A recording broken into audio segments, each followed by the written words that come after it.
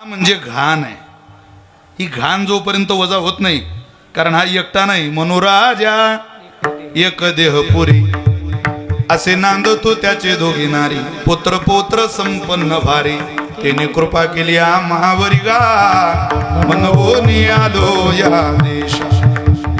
याचा ज्यांनी ज्यांनी ज्यांनी ज्यांनी बडेजाव धरला त्याला यांनी कधीतरी धोकाच दिलेला आहे. मा तो कोणाचाही द्या घ्या, तुम्ही जीवाचा घ्या, नाही तर देवाचा घ्या, नाही तर संताचा घ्या.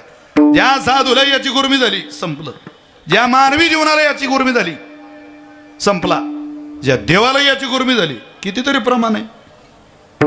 भस्मासुर मुकला प्राणासी त्याची गती झाली वारीची.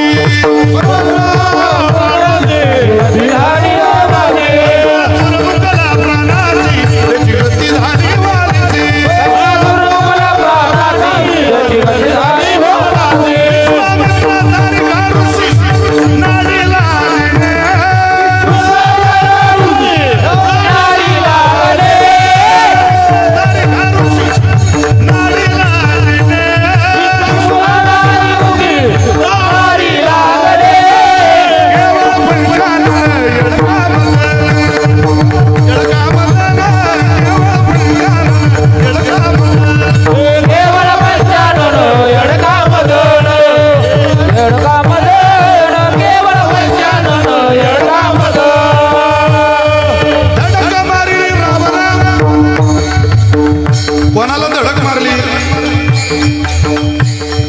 धडक मारली शंकरा, केला ब्रह्म्याचा मातेरा.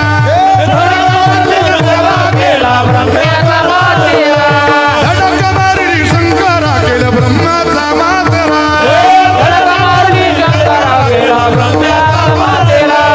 चंद्रा श्रीधराला लाविला देणे,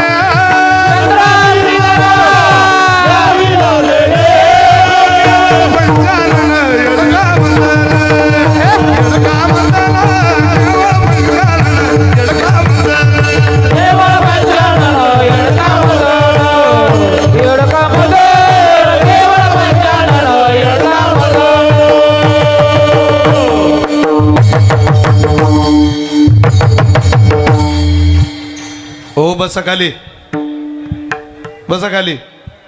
आहे त्या कार्यक्रमाला विक्षेप करू नका. इथं महाराजांनी चोर शोधायला दुसरी टीम नियुक्त केलेली. ताण घेऊ नका. सगळं सीसीटीव्हीच्या कॅमेऱ्यात कैद काम चालू आहे. तुम्ही ताण घेऊ नका. तुम्ही त्यांना शोधायला जायचं आणि पार तुम्हाला जे एखाद्याने धरायचं. हे संतापलेले लोक म्हणजे काय साधे नसतात महाराज. तुम्ही बसा सगळे खाली. दाजी, हो हे दाजी, हे याच्यातून काय याच्यातून चालले दाजी. गेलो कडे दाजी निघाले. ओ बाय दाजी बसा ना, तुम्हीच दाजी बसा. हा विठाला विठाला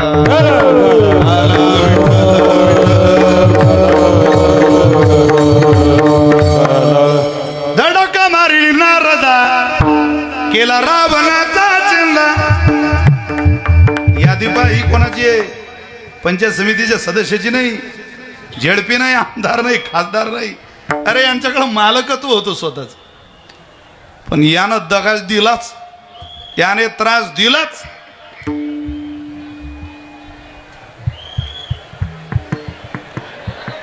लोक आहेत बाबा. महिला तुम्ही बसा ना खाली. तुम्ही काय काय उठून बघा, इकडे हे सोडून तिकडे काय बघा आता. अरे बसा खाली. तुम्हाला काय पुरस्कार फेकून मारायचा का आता एखादा? दीदी बस खाली. हो आजी, आम्हाला भाऊ आता तुम्ही तिकडे जायचं म्हटल्यावर आम्हाला तर खालीच जे विठ्ठलच कर नाही आता. विठाला विठाला आला विठाला विठाला. एकदा सगळ्यांनी जय घोष करा मोठ्याने. कुंडली श्री ज्ञानदेव आदि शक्ती मुक्ताबाई महाराज.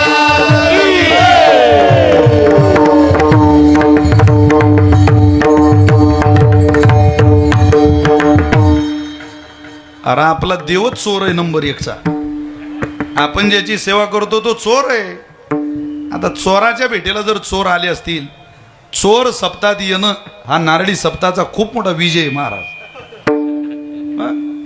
इथं ते आले म्हणजे गर्दीचा. आता गर्दी बघा ना तुम्ही, इतका पाण्यात पावसाच्या वातावरणात साधी गोष्ट आहे का? इथं गर्दी तिथं चोर येणार म्हणजे येणार.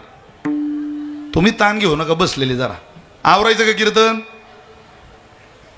मग कलकलाट करू नका. भरल्या बाजारात कथा येतो नावळे पंढरीनाथा, याला वजा करा.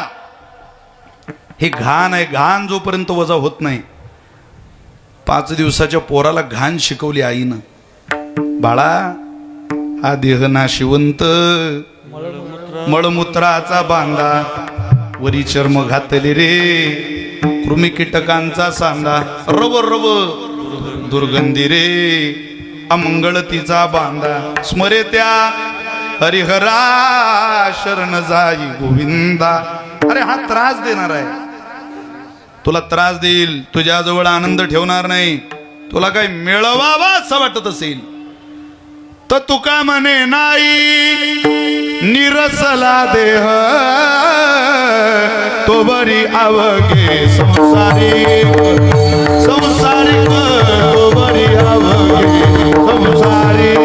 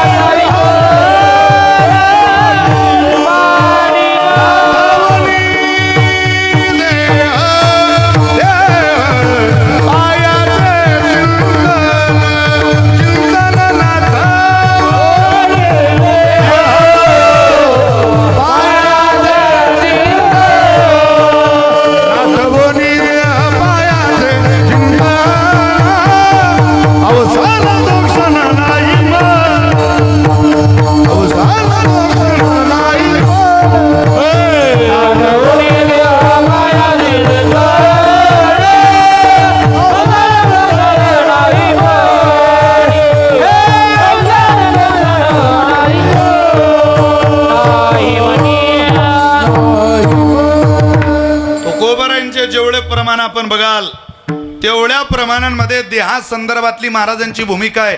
हा माझा वजा व्हावा, याचा विसर मला पडावा. कारण नाठवणी देह पायाचे चिंतन काय आहे, जोपर्यंत काही घाण वजा झाली नाही तोपर्यंत खरा सुगंध घेता येत नाही.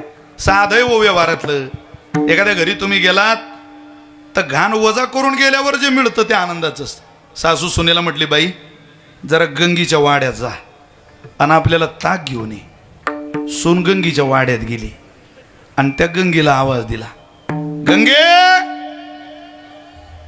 सगळ्या पोरी जेवढ्या बसलंय समोर तेवढ्याने आवाज द्यायचा.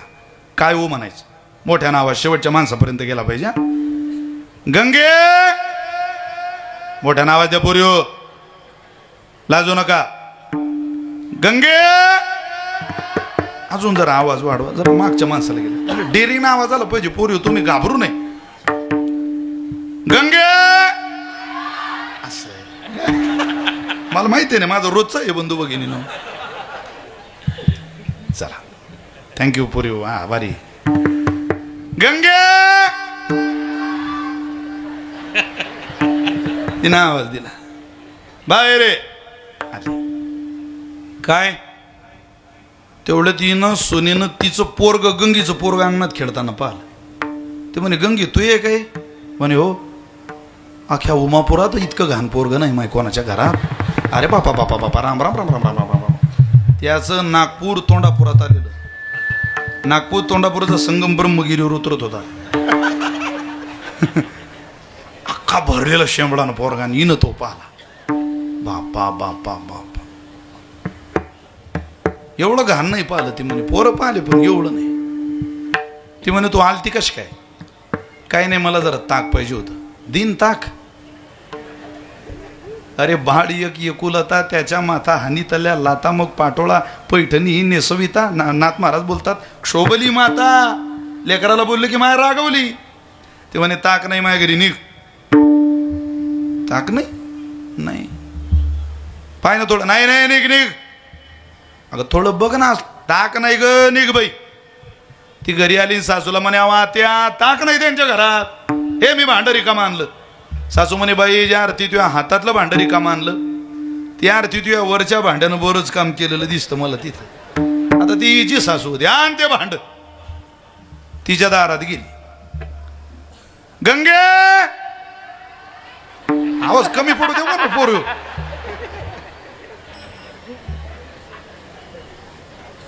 तुम्ही आवाज कमी पडू देणं म्हणजे याला म्हणतात आपल्या पक्षाचा गडी फुटणं तुम्ही आवाज कमी पडू देऊ नका गंगे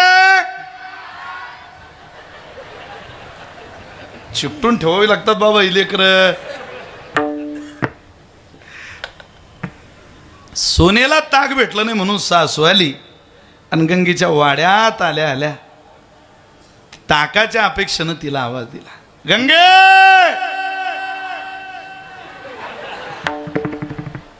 बाहेर आले आले गंगे बाहेर आले काय हो काय लाज वाटू दे गंगे तुला अगं नवस सायसं करून लेकरं होत नाही लोकांना लेकरं होण्याकरता माणसं कुठं कुठं चालले त्या चादरवाल्या बाबा जोड चालले काही सोरतला चालले तुला लाज वाटू दे देवानं सोन्याचा तोळा तुझ्या पदरात घातला तुला सांभाळता येत नाही 3-3 तास मेकअप करते गौतमी तू आपल्या हे ते गंगे तू एवढं तेवढं घेत समजून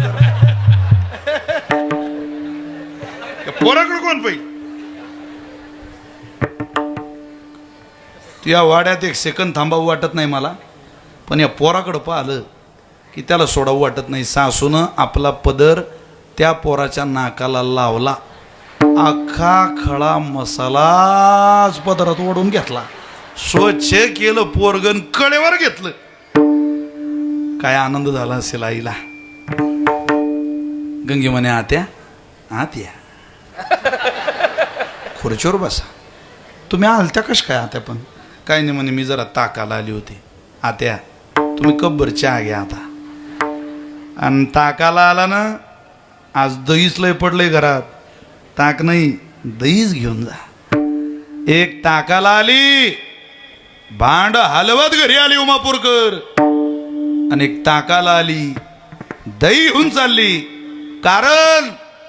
कारण एवढंच एकीला ही घाण वजा करता आली आणि एकीला ती जमली नाही ज्याला ज्याला देहरूपी घाण परमेश्वराच्या दारात वजा करता आली त्याचं भांड भरणार आहे तुम्हाला वाटल तुमचं भांड ताकानं भरावं पण आदनगन नारायण बाबा इतका उदार आहे तुम्हाला ताकानं भरावं वाटेल पण हा तुमचं माझं भांड दयानं भरल्याशिवाय राहणार नाही फक्त घाण वजा करा आणि मग भांड भरायची अपेक्षा करा महाराज ती घाण नेमकी कशी वजा करायची तुकोबारे म्हटले तुम्ही माझा आहे का याचा माझा काहीही संबंध नाही हे निश्चित करा याचा संबंध तुटला की जे उरतं ते विठ्ठल स्वरूप आनंदाचं प्रतीक आहे अभंगाचं पहिलं चरण देह नव्हे मी हे सरे सरे देह नव्हे मी हे सरे ओ देह नव्हे मी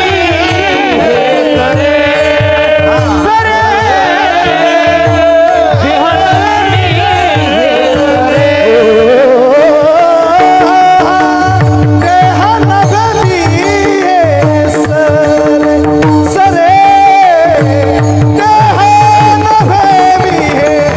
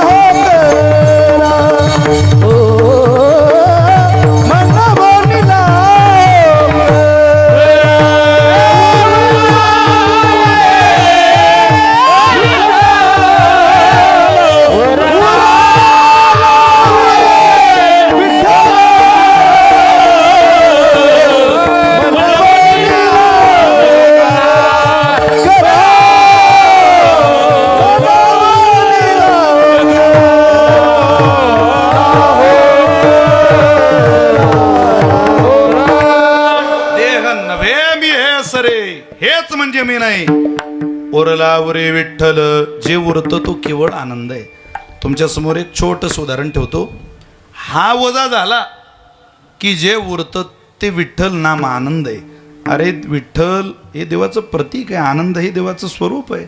आनंद अद्वय नित्य निरामय, जे का निजदेय योगियांचे. कोणाकडे उरलं? परमात्म्याबरोबर उद्धवजी एक दिवस जेवायला बसले आणि जेवायला बसल्यानंतर ताटामध्ये लोणी पाहिलं भगवंतानं. तर लोणी पाहल्या पाहल्या त्यांची आठवण झाली. अरे यांच्याजवळ लोणी खाण्यात मजा होता, आता द्वारकेत काही लोणी खाण्याचा इतका आनंद नाही. उद्धवजी म्हटले, प्रभू नाराज झाला तुम्ही? हो, मला त्यांच्या आठवण येते. कोण? त्या जाण वेद गर्भीच्या श्रुती, श्रुती रूपी नवे मतप्राप्ती, म्हणून या पोडल्या नेती नेती सुखसंगती न पवेती.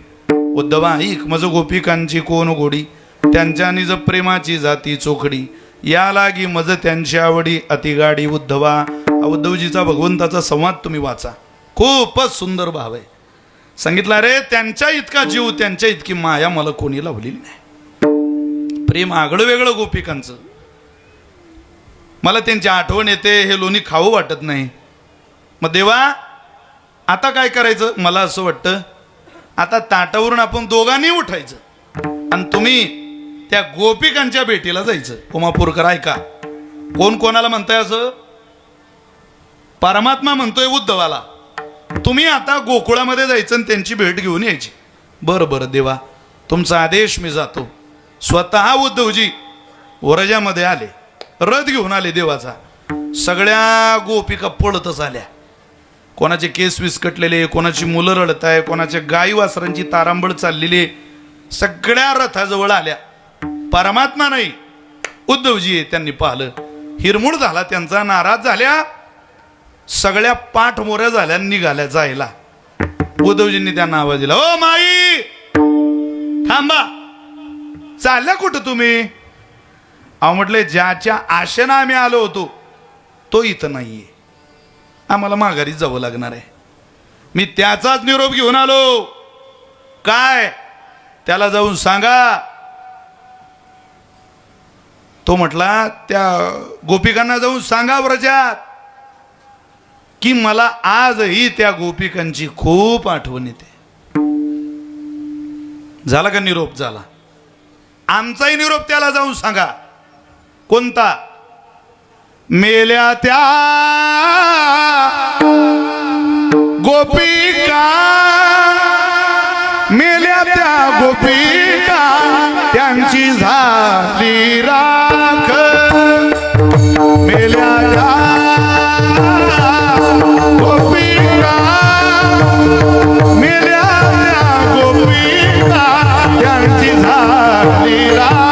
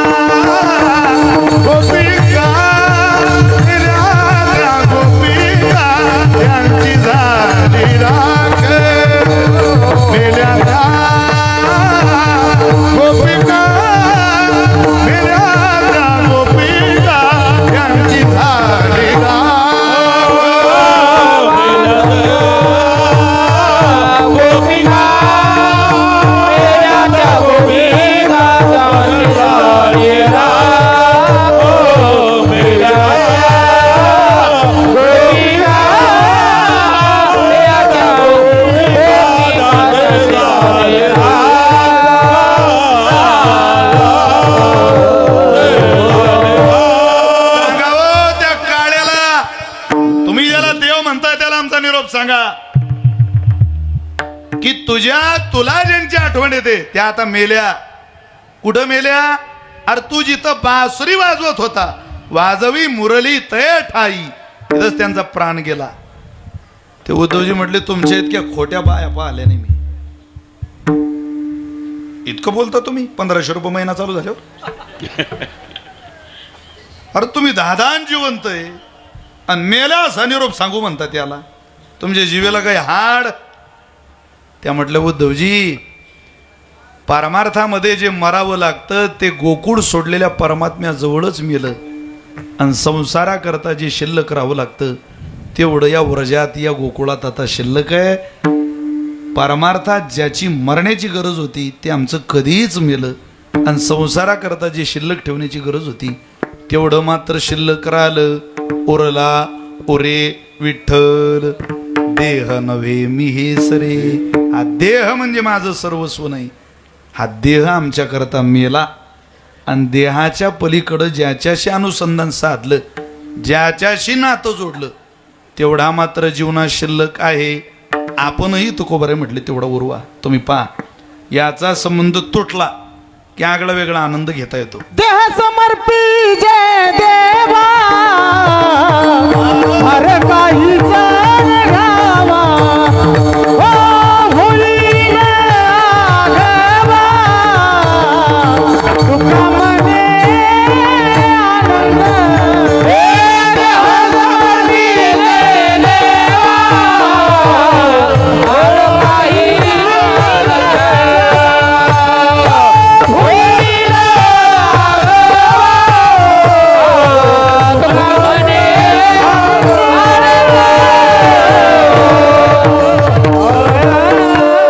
देह समर्पी जे देवा, भार काहीच न घ्यावा, होईल आगवा तुका मने आनंद. काय तुकोबरींचं वचन आहे, आनंद नामदेव. अरे त्याचं स्वरूप आहे. इथं विठ्ठल म्हटलं आणि इथं आनंद म्हटलं. उरला उरे विठ्ठल, काय शिल्लक राहतो? त्याच्याशी अनुसंधान साध्य झालं. कोणाचंही जीवन घ्या तुम्ही. तुम्ही गुलाबराव महाराज माधानकरांचं चरित्र वाचा. काय अनुसंधान साधलं महाराज. ज्ञानोबारांचा फोटो आपण सगळ्यांनी पाहिलेला आहे. हा माऊलींचा फोटो आहे बघा, इथं माऊली आहे, ज्ञानोबर आहे. असे ज्ञानोबर दिसतात हे कोणालाच माहित नव्हतं. प्रज्ञाचक्षू गुलाबराव महाराज माधानकर दोन्ही डोळ्यांना आंधळे. डोळे नाही महाराज, दृष्टी नव्हती त्यांना, पण ज्ञानचक्षू जिवंत होती त्यांची. ते ज्ञानोबारांची कन्या म्हणून घ्यायची, स्वतःला मुलगी मानायची. ज्ञानोबारांची मुलगी मानता मानता साडी नेसायची. ज्ञानोबाराय माझी आई आहे. मुलीनं आईची जशी सेवा करायची, आईला जसं ताट करून द्यायचं, आईचा जसा म्हाताऱ्या आईचा लेख शृंगार करून देते, आईला काही शक्य झालं नाही की जशी मदत करते, सगळं गुलाबराव महाराज तसं करायचे. सगळी लोक गुलाबराव महाराजांकडे यायची, म्हणायची महाराज अहो तुम्ही तुमच्या या आईला कधी पाहिलं का नाही? गुलाबराव महाराज म्हटले मी रोज माझ्या आईशी तासन तास गप्पा मारतो. अरे बापरे, रोज? हो. कशी दिसते हो तुमची आई? गुलाबराव महाराज म्हटले तुम्हाला चित्र काढता येतं का? हो. मी सांगतो तसं चित्र काढा. जसं चित्र काढलं, हजारदा काढलेलं खोडावं असं नाही, असं बरोबर हे असं नाही हो, असं असं सारं चित्र तयार केलं. आणि प्रज्ञाचक्षू गुलाब आंधळ्या माणसाने असं नाही, असं काढा. मी सांगतोय असं काढा. कोटी सूर्याचं तेज, सरळ नासिका, पाणीदार डोळे, लखलखीत असा चेहरा, कोटी सूर्याचं तेज, हिऱ्यासारखे दात, कृपाळू हस्त, अनंत कृपेचं साम्राज्य अंतकरणात ठसवलेलं, गळ्यात सुंदर माळ, कपाळाला तिलक, कुरळे कुरळे केस. मी सांगतोय असं. आणि वर्ण गौर असं चित्र काढा. चित्र तयार झालं. तुम्हाला आश्चर्य वाटेल महापूरकरांनो, ज्या वेळेला ते चित्र पुढं केलं, गळा गळा गळा गळा त्यांच्या डोळ्याला धारा लागल्या. ही माझी आई आहे, अशीच माझी आई दिसते. अहो ज्ञानोबारांशी अनुसंधान साध्य झालं. स्वतःचा देह वजा झाला. या देहानं ज्ञानोबारांची कन्या मानून घेतलं, मुलगी मानून घेतलं. देहच ज्ञानोबारांचा झाला. महाराज ज्ञानोबारे कसे दिसतात हे डोळसाला कळत नव्हतं. पण प्रज्ञाचक्षू गुलाबराव महाराजांनी सांगितलं, आज जेवढे फोटो ज्ञानोबारांच्या आळंदीपासून महाराष्ट्रात, देशात, कान्याकोपऱ्यात, विश्वात प्रसिद्ध आहे ते गुलाबराव महाराज माधानकरांनी मांडलेली प्रतिमा आहे, लक्षात ठेवा. हा वजा झाला की जेवढं उरतं तेवढं त्याच आहे. याला वजा, आपल्याला याला वजा करावं वाटत नाही. त्यांनी किती वजा केलं होतं त्यांचं दुसऱ्या चरित्रातला प्रसंग आहे. त्यांचा अंतकाळ जवळ आला. शिष्य बसलेले होते पुढं. त्या शिष्यांना त्यांनी आवाज दिला, पोरांनो, अरे मला लवकर आळंदीच्या बाहेर काढा, लवकर लवकर. का बाबा? न्या रे लवकर.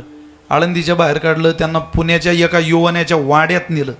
केर, कचरा, घाण, घाणीचं साम्राज्य, दुर्गंधी सुटलेली अशा जागेवर नेलं. आणि त्या पोरानं सांगितलं, आता मी माझ्या प्राणाचा त्याग करतो, प्राण सोडायला ही चांगली जागा आहे. शिष्य म्हटले, महाराज अहो देहाची पूजा झाली असते आळंदीत, देह सोडण्या इतकरता आळंदी इतकी पवित्र जागा कोणती दुसरी, इथं कशाला आलात तुम्ही?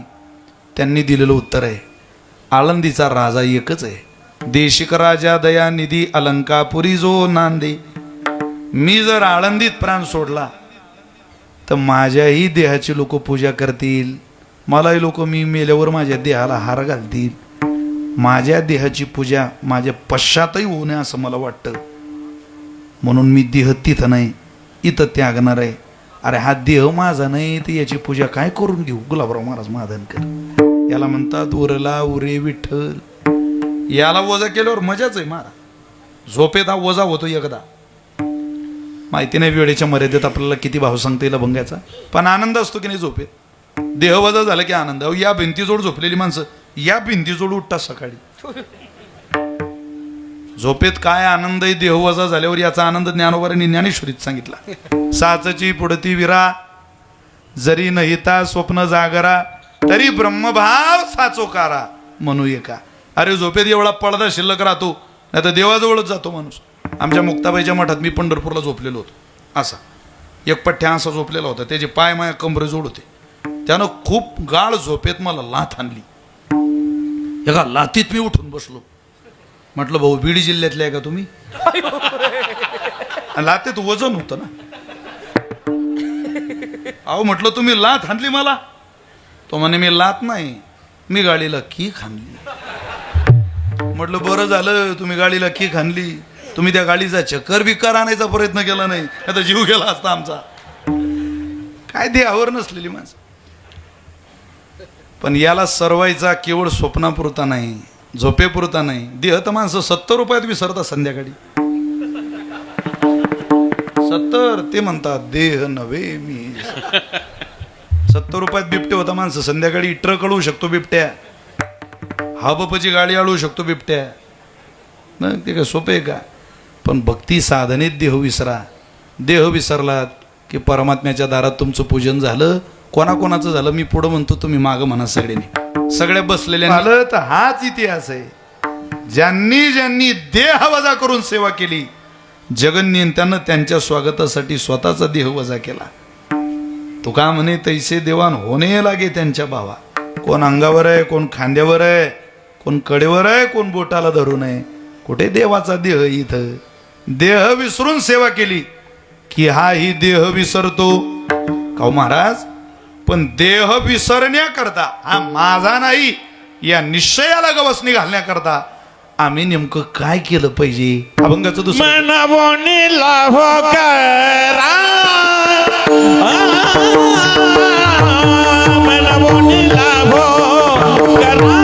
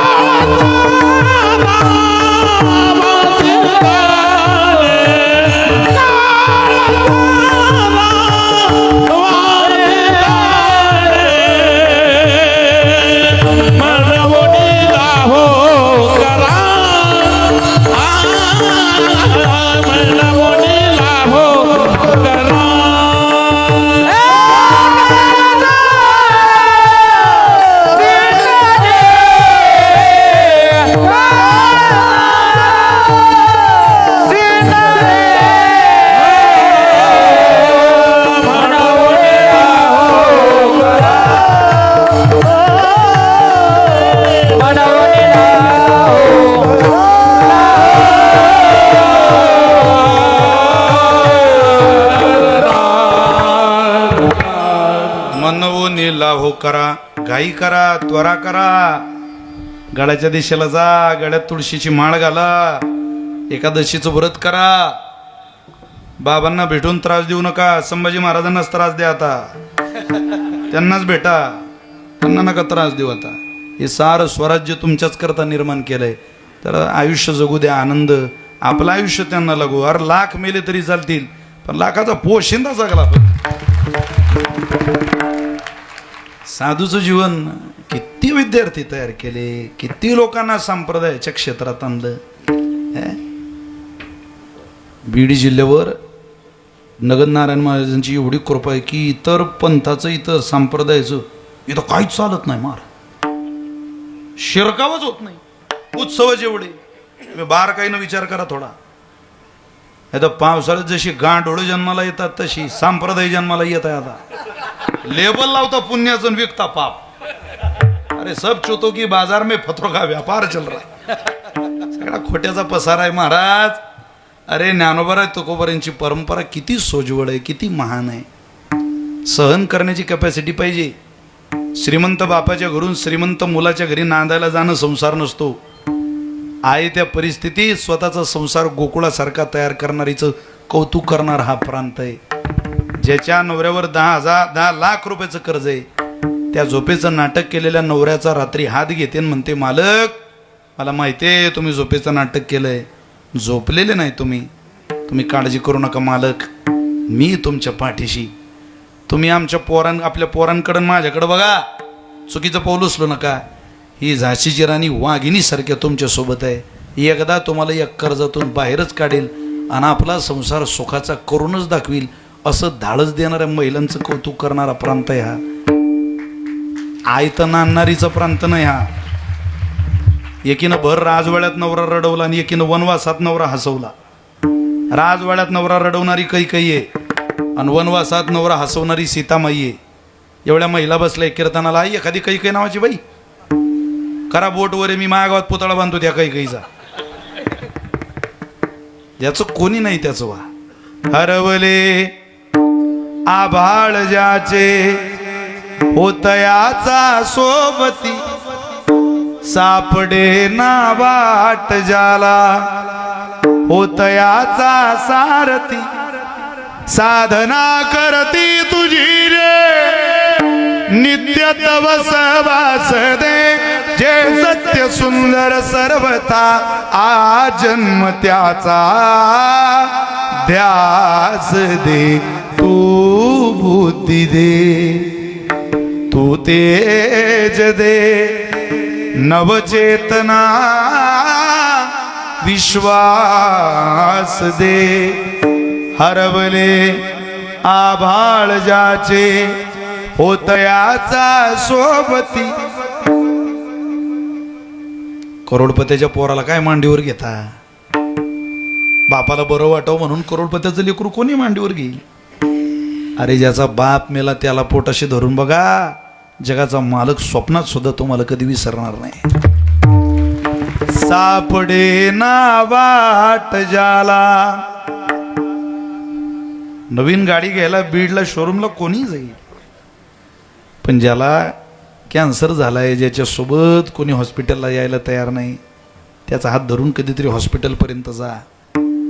ज्या गरीबाचं लेकरू 12वी पास झालं, बिचाराला पुढं शिकवावं काही कळत नाही, हुशार आहे, त्याचा हात धरून त्याला मार्ग दाखवा.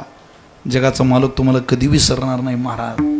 हे लढणाऱ्या लोकांचं कौतुक करणारं प्रांत आहे, लक्षात ठेवा. म्हणून लाहो करा, घाई करा. चांगल्या कामाकरता घाई केली पाहिजे, चुकीच्या कामाकरता नाही. मी त्या दिवशी बोललो, आजही पुन्हा बोलतो, मुलींकरता माझी विनंती पोरियो, तुम्ही घाई करताय पण चुकीच्या ठिकाणी. तुमची ती घाई तुमच्या पायावर धोंडा पाडणारी, लक्षात ठेवा, तुम्हाला त्रास देणारी.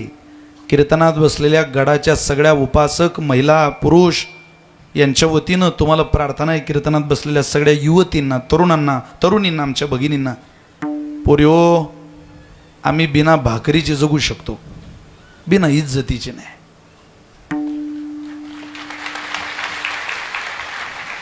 तुम्हाला तुमच्याकडून आम्हाला काय अपेक्षित आहे, मला असं वाटतं एवढ्या वाक्यात तरी तुम्हाला कळलं असेल. तुम्ही चुकीचं पाऊल टाकू नका. त्याचा त्रास तुम्हाला नाही आम्हाला भोगावा लागतो. महिलांना नाही पुरुषांना सामोरं जावं लागतं. 60% पोरी बापाच्या विरोधात लग्न करताय.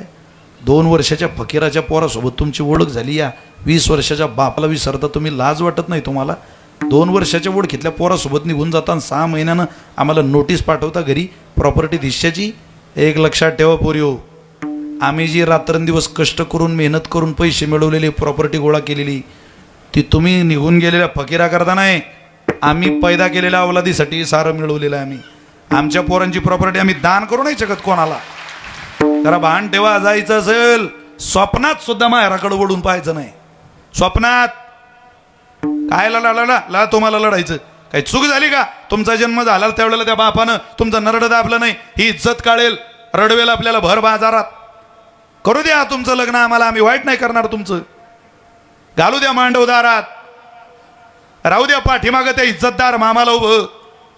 अरे कोणाच्याही लग्नाला गेला पोरी हो की नवरदेव नवरीचा जोडा मंडपात बसलेला पाहला की त्या नवरीच्या जागेवर स्वतःच्या भाचीची आठवण काढतो आणि म्हणतो, माझी भाची अशी ज्या दिवशी नवरदेवाच्या शेजारी बसेल त्यावेळेला मी तिच्या पाठीमागं अंतरपाठ धरून उभा राहील. तुमच्या लग्नात तुमच्या पाठीमागं उभं राहायची हौस करणाऱ्या मामाचं स्वप्न पूर्ण नाही करत तुम्ही. निघून जाताय. तुम्ही 5 वर्षाच्या होत्या त्यावेळेला रानातून दमून आलेला माणूस घरात पडला की तुमची आई म्हणायची, रामभाऊ काकांच्या वाड्यात लग्न आहे, जरा धावायला जा, पंक्ती वाढायला जा, स्वयंपाकाला जा. तो म्हणतो मी रानातून आलो ग. येऊ द्या रानातून. आज लग्न रामभाऊ काकांच्या घरात आहे, उद्या आपल्या वाड्यात आहे. 5 वर्षाच्या होत्या पोरी हो, तेव्हा दुसऱ्याच्या पंक्तीत वांगीन कांदी चिरणाऱ्या बापाची कधीतरी आठवण ठेवा. दुसऱ्याच्या पंक्तीत वाढायला बाप तुमच्या लग्नात लोक वाढायला यावी याच्या काळजीनं याच्या चिंतेनं वाढत राहतो. तुम्हाला काय सांगावं आता? तुम्ही काही करोडपत्याच्या अवलादी नाही, तुम्ही मध्यमवर्गीय माणसांच्या मुली आहात. करू द्या या आईला जरा तुमच्या लग्नाची हौस. घालू द्या चांगला काठापदराचा शालू एखादं तुमच्या लग्नात. तुमची माय कधी बीडला स्वतःचा स्टुडिओमध्ये फोटो काढायला गेली नाही, बेडरूममध्ये लावायला. तिचा फोटो एखादा ती मेल्यावर तुमच्या घरात शिल्लक राहावा असं जर वाटत असेल तर हे विशाल महाराज खोलीचं कीर्तन आहे, 100% खरं आहे. एकदा तुमच्या लग्नात तुळशीला पाणी घालतानाची माय या कॅमेऱ्यात कैद होऊ द्या. अरे तोच फोटो तिचा तो मेल्यावर तुमच्या घरात लावायला उपयोगाला येईल. घालू द्या या कष्टकरी लोकांना, टोपीवाल्या इज्जतदार लोकांना चांगला भारीत भारी एखादा कॉटनचा सदरा, लिलनचा कापड फिरू द्या लग्नात. पोरी हो, रात्री तुमचा भाऊ काय म्हणतो तुमच्या बापाला माहितीये का? बाबा माझं लग्न साधं सुद्धा करा बाबा, पण आपल्या बाईची हौसमौस करा. आपल्या बाईनं आपल्याला काय मागितलं नाही. तुमच्या लग्नाकरता स्वतःच्या सुखाची तिलांजली देणाऱ्या शिवछत्रपती मावळा असलेल्या भावाच्या बहिणी आहात तुम्ही. हे रोज आठवण ठेवा. रोज तुम्ही पगार देऊ नका, तुम्ही पहिला नंबर आम्हाला देऊ नका, तुम्ही महाराष्ट्रभर आमचं नाव देऊ नका. फक्त एकच प्रार्थना आहे, तुम्हाला भिकारी होतो आम्ही तुमच्याकरता, पण एवढं पुरी होतो तुम्ही आम्हाला द्या. तुम्ही तुमचं लग्न आम्हाला करू द्या. फक्त आमची इज्जत वेशीला टांगू नका, आमच्या तोंडाला काळं फासू नका पोरी हो. एवढं दान या नारळी उत्सवात आम्हाला बाप या नात्यानं भाऊ या नात्यानं तुम्ही द्या. आपला नारळी उत्सव फळाला गेला असं आम्ही समजू. मोठी भयावह परिस्थिती मारा. काय सांगणार कोणाला अशी परिस्थिती? चुकीच्या कामाकरता घाई चाललेली. मैथिली ठाकूर नावाची गायिका आहे, 50 फुटावून माळ दिसते. 50. पहिली मॅच होती विराट कोहलीची अनुष्का शर्माची. अनुष्का शर्मा अभिनेत्री, कॅमेऱ्यात माळ दिसते, कंठी माळ आहे तिच्या घरात गळ्यात. कंठी किती आचारसंहिता असेल जगण्याची. अरे तुम्ही जिथं राहता इथंच हे संस्कार आहे. शरीराची भूक भागवण्याकरता सख्खा भाऊ सख्या बहिणीजवळ झोपतो तो देश पाकिस्तान आहे, आणि रस्त्यानं जाणाऱ्या परस्त्रीला सुद्धा आई म्हणून आवाज देतो तो देश हिंदुस्थान. हे लक्षात ठेवा. तुम्ही त्या देशाच्या नागरिक आहात. या देशाचं चारित्र्याबादी ठेवायचं असेल तर काही खांद्यावर तुम्ही घ्या, काही आम्ही घेतो. सगळ्यांना हे शक्य होणार आहे, म्हणून घाई करा. तुकोबरींचं प्रमाण पण इकडं लावू. मनोनीला हो करा. काय करा? काळ सारा चिंतने चिंतने चिंतने तद्रुपता चिंतने सरेतो धन्य धन्य काळ. मंगल नाम विठोबाचे. जा जा महाराजांचा अभंग आहे. मंगल मंगल नाम विठोबाचे उच्चारिता वाचे खंडे जन्म उच्चारिता वाचे खंडे जन्म मंगल मंगल नाम विठोबाचे